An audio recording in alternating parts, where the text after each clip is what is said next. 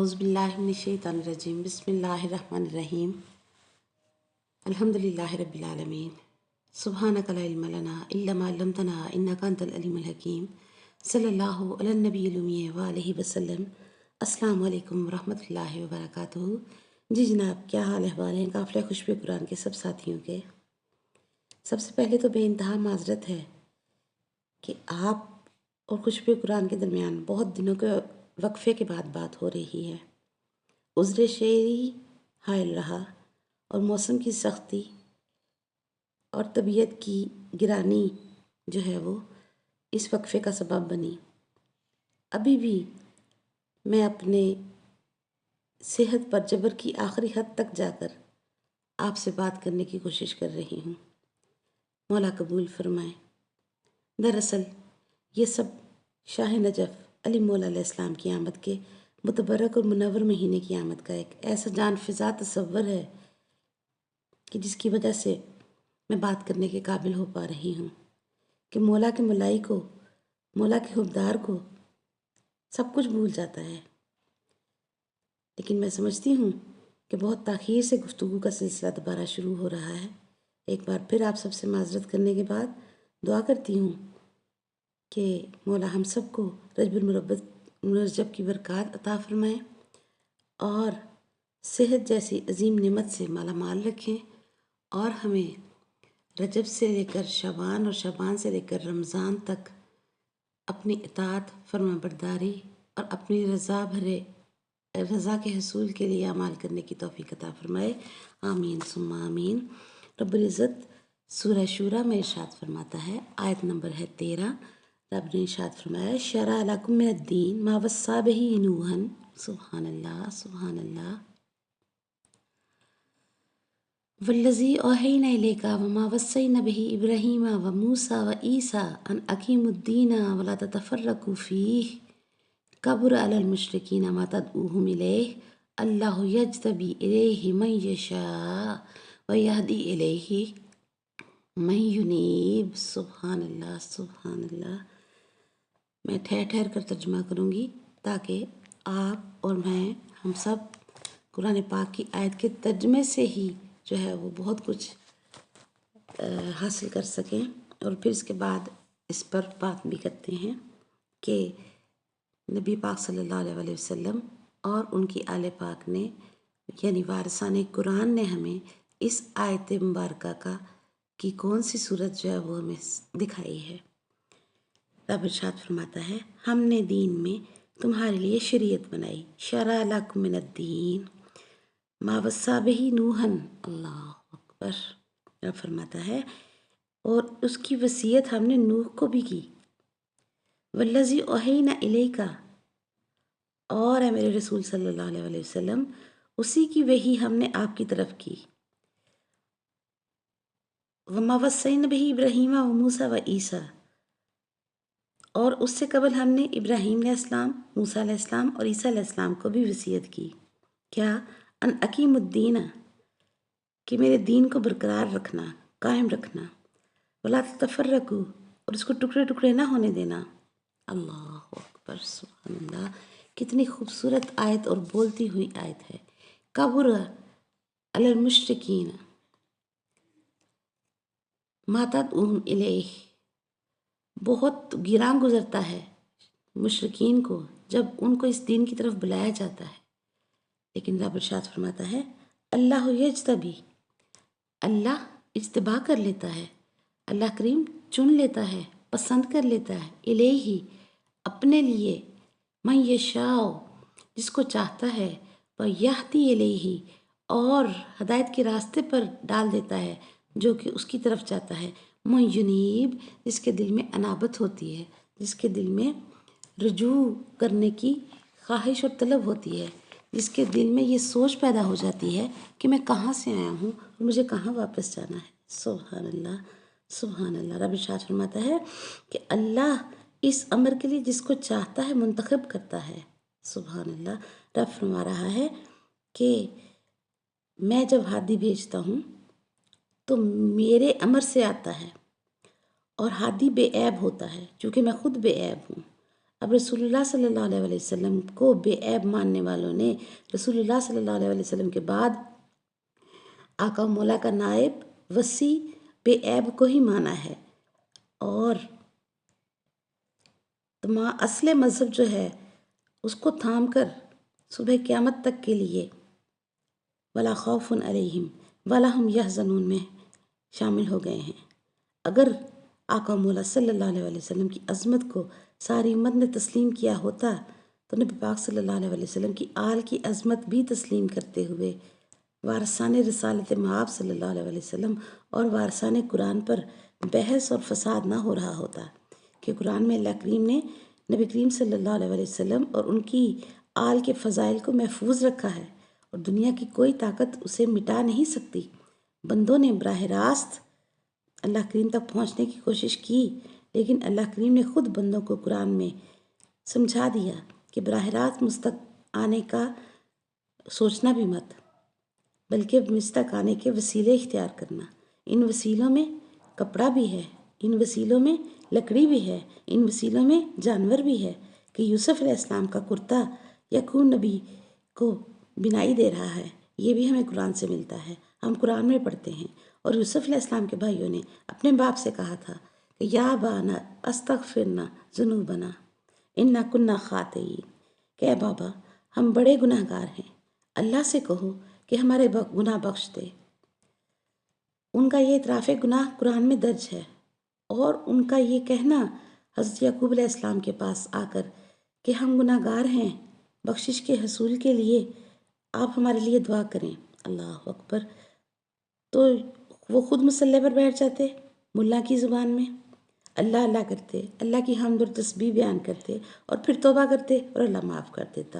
لیکن نہیں، میرے پیارے سننے والے بہت غور سے سنیں، قرآن ہمیں بتا رہا ہے کہ جب یہ حضرت یعقوب علیہ السلام کے پاس آئے کہ ہمارے گناہ بخشوا دیں، تو جناب یعقوب کو بھی بدعقیدہ ملا کے مطابق یہ کہنا چاہیے تھا نعوذ باللہ کہ یہ بدعت ہے، اللہ سے کہو گناہ بخشنے ہیں، میں کیسے بخشواؤں، گناہ تو اللہ بخشتا ہے، میں تو خود تم جیسا ہوں نعوذ باللہ، میں تمہارے گناہوں کو کیسے بخشوا سکتا ہوں۔ لیکن خدا کی قسم، اے میرے خوشبو قرآن کے ساتھیوں، غور کرو، قرآن کو غور سے پڑھو۔ جناب یعقوب علیہ السلام نے یہ نہ کہا، بلکہ بیٹوں کے گناہ بخشوانے کے سوال کے جواب میں حضرت یعقوب علیہ السلام کیا ارشاد فرما رہے ہیں، قرآن ہمیں بتا رہا ہے، قَالَ سَوْفَ أَسْتَغْفِرُ لَكُمْ رَبِّي إِنَّهُ هُوَ الْغَفُورُ الرَّحِيمُ۔ انہوں نے کہا ہے میرے بیٹو گھبراؤ نہیں، میں جلد ہی اپنے رب سے تمہارے گناہ بخشوا دوں گا۔ سوچیں کن کو بخشوا رہے ہیں حضرت یعقوب علیہ السلام، جو اتنے گناہ گار تھے، لیکن پھر بھی جناب یعقوب علیہ السلام نے اپنے رب سے گناہ بخشوانے سے انکار نہ کیا۔ تو افسوس ہے اس بات پر کہ جناب یعقوب اگر گناہ گاروں کی شفاعت کروائیں تو ملا کو ہضم ہو جاتی ہے، ملا رٹ رٹ کر قرآن پڑھتا ہے، لیکن جہاں محمد رسول اللہ صلی اللہ علیہ وسلم اور آل محمد صلی اللہ علیہ وسلم کی سفارش اور شفاعت اور گناہ بخشوانے کی بات آتی ہے، اس بات پر ملا کو بدہضمی ہونا شروع ہو جاتی ہے۔ لیکن ایک بات جناب یعقوب علیہ السلام نے کہی، اور وہ غول طلب ہے، اور انہوں نے فرمایا کہ میں گناہ بخشوا تو دوں گا، لیکن یاد رکھو جس کا تم لوگوں نے حق مارا ہے اس کے پاس جاؤ اور یوسف سے معافی مانگو۔ قرآن بتاتا ہے کہ وہ بھائی یوسف علیہ السلام کے پاس گئے اور کہا انہوں نے قالوا تاللہ لقد اثرک اللہ علینا، خدا کی قسم اللہ نے آپ کو ہم پر فضیلت عطا کی ہے، انا کنا لخاطئین، ہم ضرور بہت بڑے گناہ گار ہیں، بہت بڑے خطا کار ہیں، ہمارے گناہ بخش دو۔ وہاں کہہ رہے تھے حضرت یعقوب علیہ السلام سے کہ اللہ سے ہمارے گناہ بخشوا دے، اور یہاں آ کر جناب یوسف علیہ السلام کو کہہ رہے ہیں کہ آپ ہمارے گناہ بخش دو، کہ ہم تمہارے گناہ گار ہیں، اللہ نے آپ کو ہم پر فضیلت دی ہے۔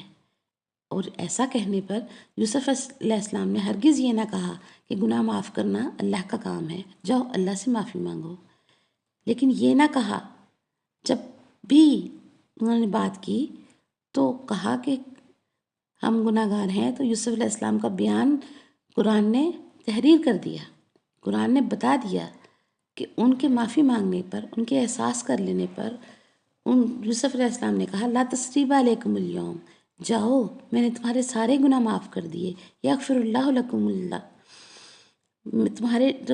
تمہارے گناہ اللہ بھی تمہیں معاف کر دے گا، اور جب میں نے معاف کر دیے ہیں تو اللہ بھی معاف کر دے گا۔ معلوم ہوا اگر کوئی ہادی کا گناہ گار ہے، کوئی معصوم کا گناہ گار ہے، تو پہلے معصوم بخشے گا تو اللہ بخشے گا۔ ہمیں قرآن پاک کے اس سارے واقعے سے اس بات کو اپنے لیے ہدایت کا ایک راستہ لینا چاہیے کہ جب تک ہادی اور معصوم کی بارگاہ میں ہم معافی نہیں مانگتے ہیں تو اللہ کریم بھی ہمیں معاف نہیں کرتا۔ اور صحیح بخاری میں ہر بندہ تلاش کر سکتا ہے کہ کن کن لوگوں کو معصوم ہستیوں نے معاف نہیں کیا اور تاحیات ان سے ناراض رہیں، اور جب معصوم معاف نہ کرے تو پھر اللہ بھی معاف نہیں کرتا۔ تو امت کی کیا جرت ہے کہ معصوم کے گناہ گار کو وہ گنجائش دیتی پھرے، الیاذ باللہ۔ اس سلسلے میں سورہ انبیاء میں رب العزت نے مسلسل آیات نازل کی اور فرمایا آیت نمبر 101 میں ان الذین سبقت لهم من الحسنى اولئک عنها مبعدون لا يسمعون حسیسها وهم فیما اشتهت انفسهم خالدون۔ سبحان اللہ۔ لا يحزنهم الفزع الاکبر وتتلقاهم الملائکۃ ھذا یومکم الذی کنتم توعدون۔ سبحان اللہ۔ رب ارشاد فرماتا ہے کہ کچھ ہستیاں ایسی ہیں کہ میں نے ہر فضیلت ان کے نام پر لکھ دی ہے۔ ان الذین سبقت لهم من الحسنى، سبحان اللہ سبحان اللہ، اولئک عنہا مبعدون، اور میں نے وہ اس کے حقدار ہیں، اس فضیلت کے حقدار ہیں جو میں نے ان کے نام پر لکھ دی ہے۔ اور پھر رب فرماتا ہے دنیا میں ہم نے ان کو ہر رجس سے دور رکھا اور قیامت میں ہم ان کو ہر عذاب سے دور رکھیں گے، اور وہ جنت کے مالک ہیں جو چاہے کریں۔ اس دن جب لا یحزنہم الفزع الاکبر، ان پر کوئی خوف نہ ہوگا، کوئی حزن نہ ہوگا، ملائک ان کو لینے کے لیے آئیں گے، وتتلقاہم الملائکۃ، فرشتے ان کو لینے کے لیے آئیں گے کہ چلو تمہارے بغیر قیامت نہیں ہو رہی، چلو تمہارے بغیر سلسلہ قیامت نہیں چلتا۔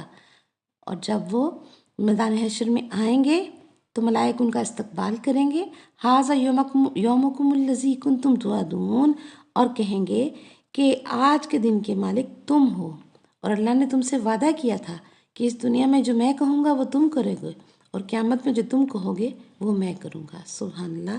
یاد رکھیں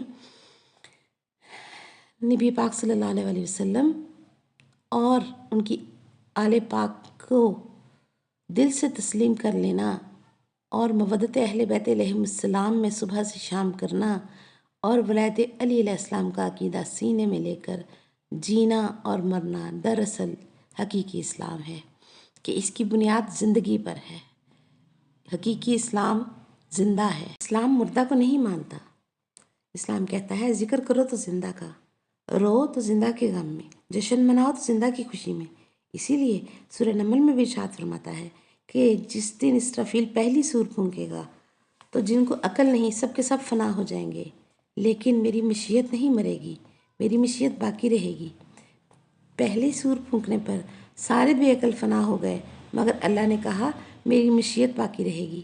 پھر سورہ زمر میں فرماتا ہے کہ دوسری سور پھونکنے پر اسرافیل جب پھونکیں گے تو سارے عقل والے بھی مر جائیں گے، اسرافیل خود بھی مر جائے گا، لیکن میری مشیت پھر بھی باقی رہے گی۔ ارے کوئی تو ہے جو اللہ کی مشیت ہے اور جو نہیں مرتی، الا من شاء، اللہ کی سند لیے ہوئے ہے، ماننا پڑے گا کہ اللہ کی مشیت ہے۔ اور قرآن نے بتا بھی دیا سورہ دہر میں وما تشاءون الا ان یشاء اللہ، اے اہل بیت محمد صلی اللہ علیہ وسلم تم کچھ بھی نہیں چاہتے ہو، وہی چاہتے ہو جو میں اللہ چاہتا ہوں، کہ میری مشیت تم ہو۔ قرآن میں سورہ الرحمن میں رب نے واضح کر دیا کل من علیہ فان ویبقی وجہ ربک ذو الجلال والاکرام، زمین پر سب کچھ فنا ہو جائے گا اور بچے گا کرم اللہ وجہ الکریم، سبحان اللہ سبحان اللہ، ویبقی وجہ ربک ذو الجلال والاکرام، اکرام والا چہرہ بچے گا، اللہ کا عزت والا چہرہ بچے گا۔ اور علی مولا کے علاوہ کرم اللہ وجہ الکریم کی سند آج تک کسی کے پاس نہیں ہے۔ آج معلوم ہو گیا سب مردہ ہیں، فقط محمد صلی اللہ علیہ وسلم اور آل محمد صلی اللہ علیہ وسلم زندہ ہیں۔ اللہ اکبر۔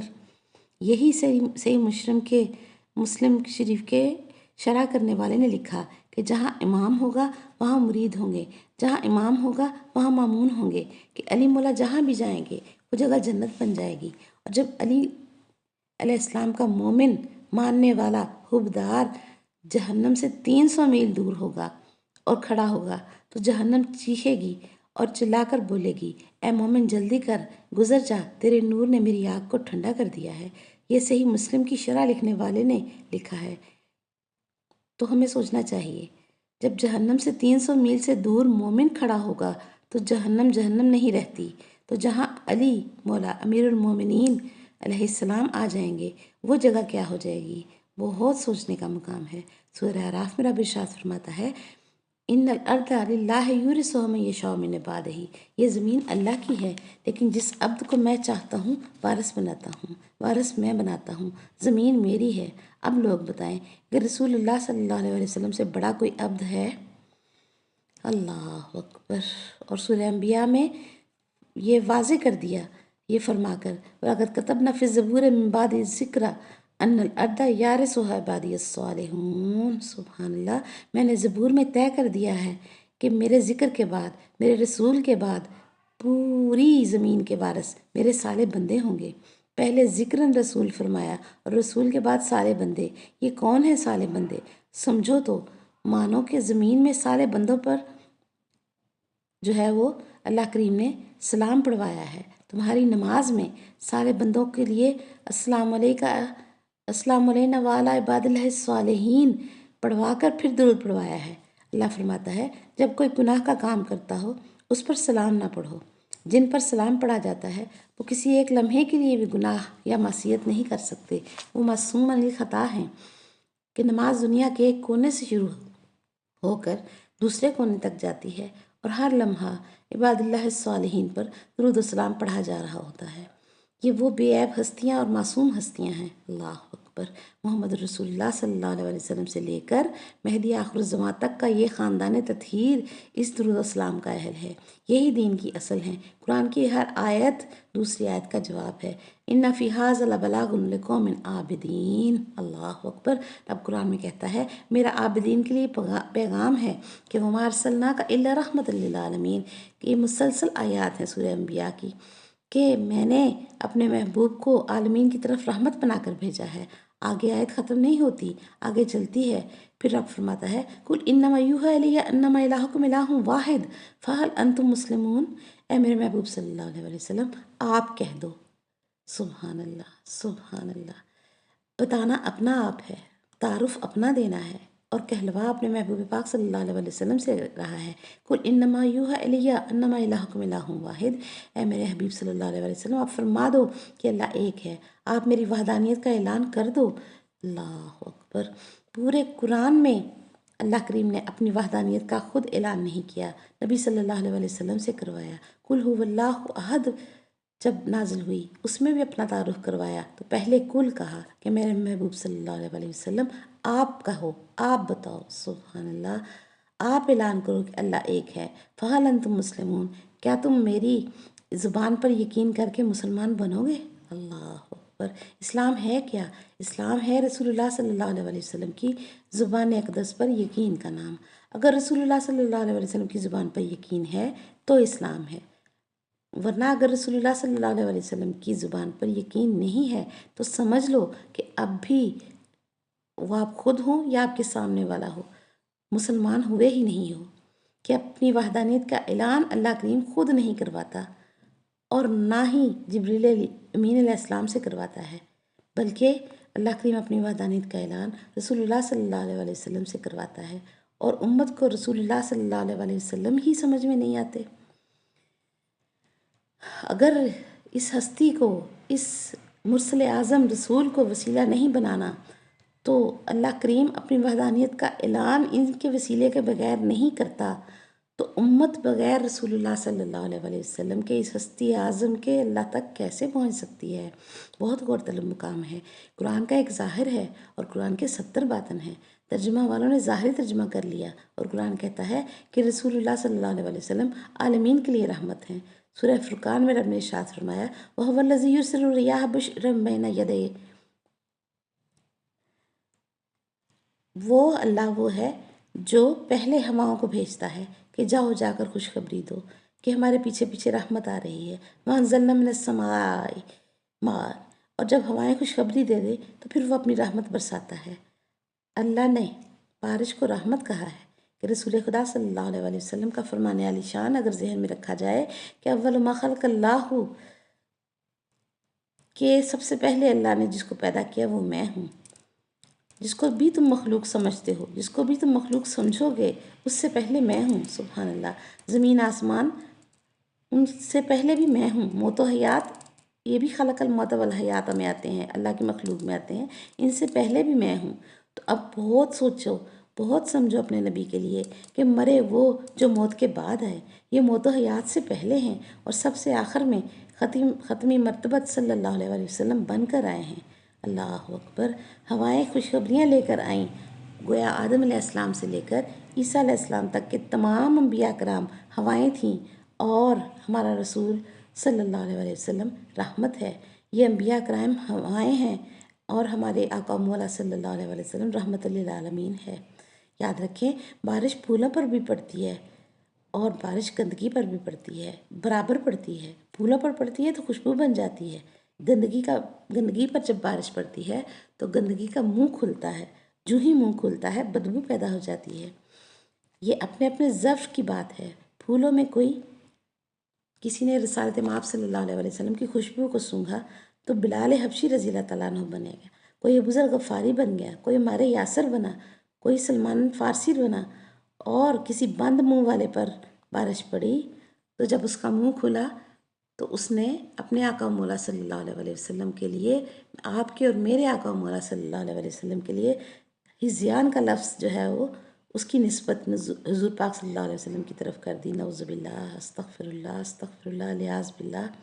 قصور ان کے ظرف کا ہے، جیسا ظرف تھا ویسا ہی ان کو رحمت للعالمین کی بارش سے فائدہ ملا اور ویسا ہی ان کو نقصان ملا۔ رسول اللہ صلی اللہ علیہ وسلم نے فرمایا میں نے زمین و آسمان کے درمیان ابو ذر سے زیادہ کسی کو صادق اور وفادار نہیں پایا، اور اگر کسی نے عیسیٰ علیہ السلام کی زیارت کرنی ہو تو وہ میرے ابو ذر کو دیکھ لے، اس کی زیارت کر لے۔ ایک آدمی پاس تھا، صحابی کھڑا ہو گیا اور کہا یا رسول اللہ صلی اللہ علیہ وسلم آپ ابو ذر کو ایسا ہی جانتے ہیں؟ فرمایا ہاں میں ایسا جانتا ہوں، تم بھی اس کو یعنی ابو ذر کو ایسا ہی جانو۔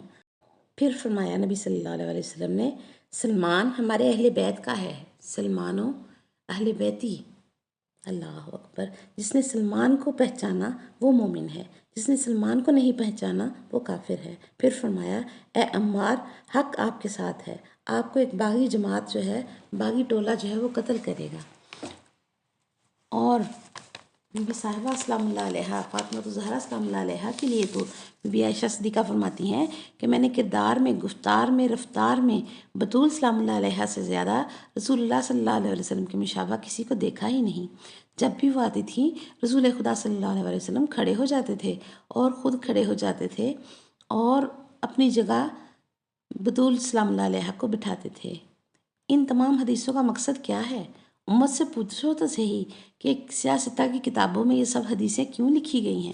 رسول اللہ صلی اللہ علیہ وسلم نے ابو ذر کی تعریف، عمار اور سلمان کی تعریف کر کے اور بطول سلام اللہ علیہ کا استقبال کر کے امت کو بتا دیا کہ یہ چاروں علی کی امامت کی علامتیں ہیں۔ سبحان اللہ، علی کی ولایت کی علامتیں ہیں۔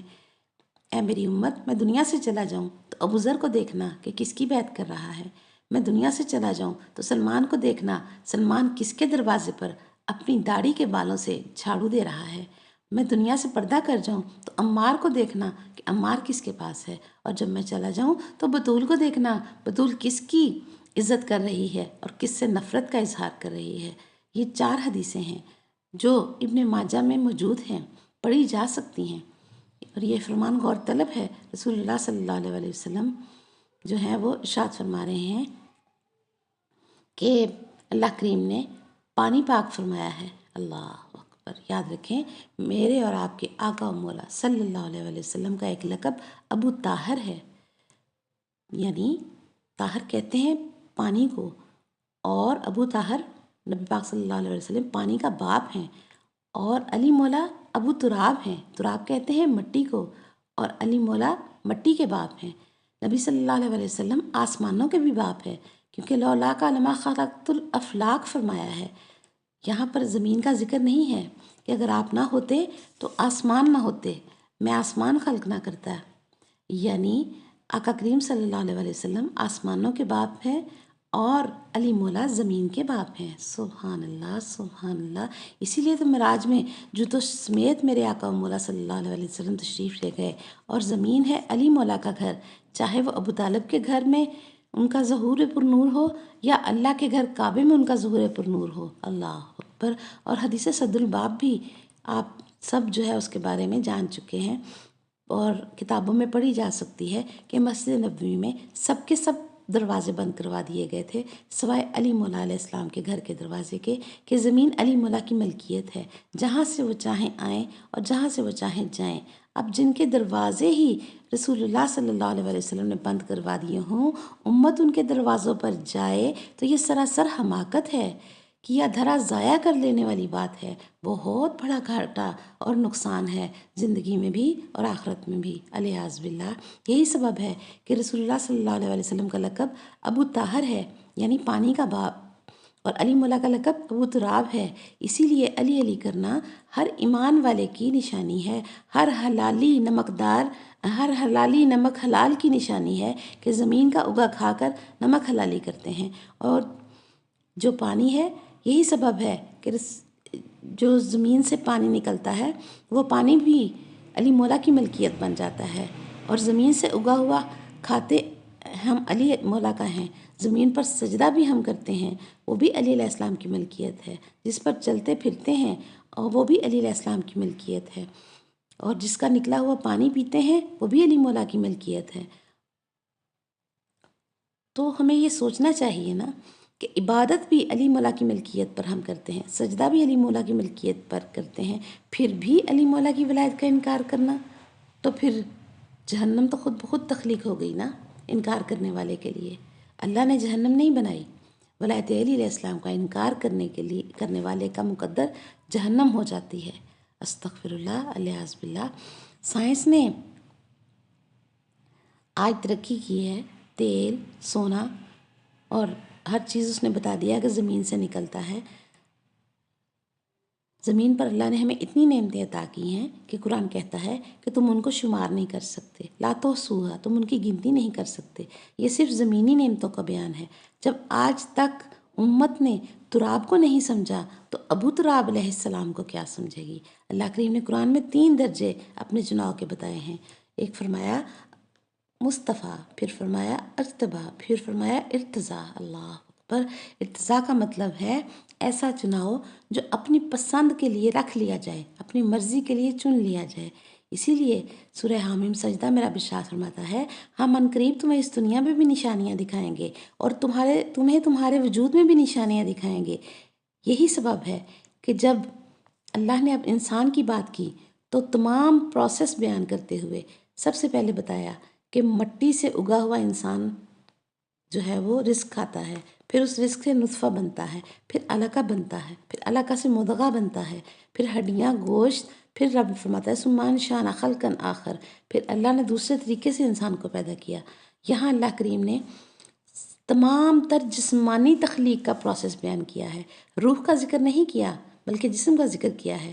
اللہ کریم کا یہ ظرف ہے کہ اللہ کریم فرماتا ہے روح امر ربی ہے، جسم جو ہے وہ روح جو ہے وہ جسم میں رہتی ہے، اور روح مظروف ہے اور جسم ظرف ہے۔